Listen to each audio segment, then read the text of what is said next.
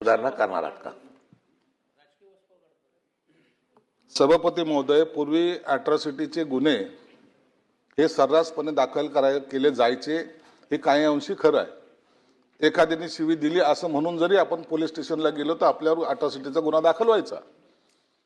आता गुन्हा दाखल केला की तातडीने आरोपीला 24 तासाच्या आत अटक झाली पाहिजे असं सुद्धा पूर्वी नियम होता आणि त्या पद्धतीने अटक काही लोकांना केली जायची। परंतु याचा काही ठिकाणी गैरवापर निश्चित झालेला आहे, हे नाकारता येत नाही। म्हणून आता शासनाने त्या कायद्यामध्ये जो काही बदल केलेला आहे त्या बदलामध्ये काय सांगितलंय की तुम्हाला तुमचा एफआयआर नोंदवता येईल, परंतु अटक करण्यापूर्वी जो आयओ असेल तो आयओ तो त्याची खात्री करेल।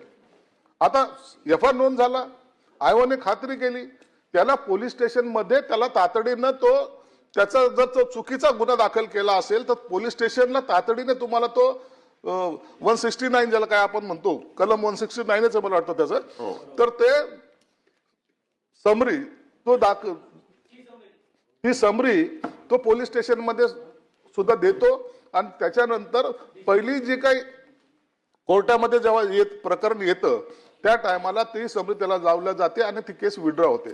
परंतु माझंच तो त्याच्याही पुढे जाऊन सांगणं आहे की असे चुकीचे गुन्हे कुणावर दाखल होऊ नये। अन्याय झाला असेल तर निश्चित झाला पाहिजे, त्याच्यावर गुन्हा दाखल झालाच पाहिजे। परंतु जर कोणी असं करत असेल तर त्याला सुद्धा काय कायद्यामध्ये काय करता येईल का यावर शासन सुद्धा निर्णय घेईल।